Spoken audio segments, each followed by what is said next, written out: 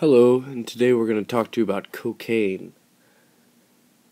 So many of you know this man as the badass, the entrepreneur, Tony Montana, the cocaine critic.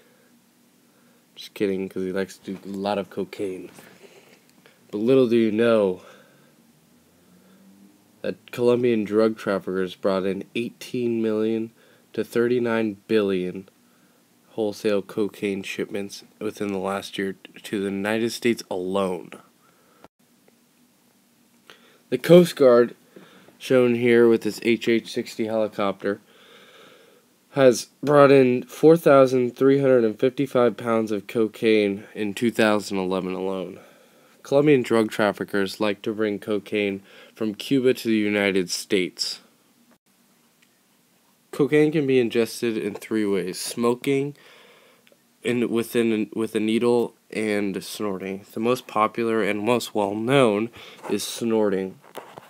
So when you ingest cocaine, you have a high for 10 minutes, and you have to keep doing more in order to keep the high.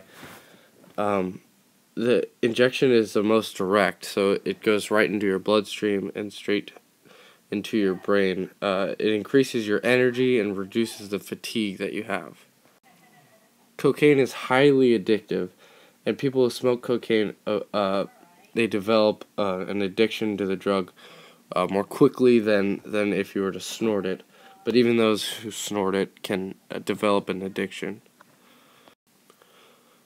So the infamous high of cocaine happens when the cocaine interferes with the brain's pleasure centers, where the dopamine lies. The drug acts as a stimulant in the brain and causes an elevated sense of well-being. Cocaine causes one's breathing rate to increase, as well as the body's temperature, heart rate, and blood pressure, and also your pupils dilate. The long-term effects of cocaine include an increased chance of a heart attack, stroke, also convulsions, and it's also a higher likelihood of brain seizures, respiratory failures, and if you constantly use cocaine, then death. Now, when an overdose is of cocaine, is what happens when the cocaine raises the blood pressure to unsafe heights, resulting in permanent brain damage. The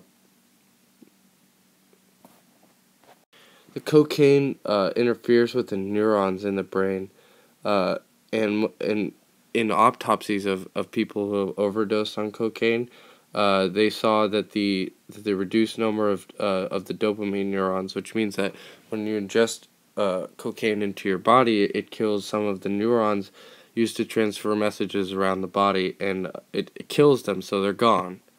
What also happens is when you ingest cocaine, you get so much dopamine in your brain that your brain tells the dopamine center to stop making dopamine, so your dopamine center shuts down permanently, which means that part of your brain is totally shut down. This explains why some people, when they get off the drug, feel depressed, because there's no dopamine in their brain.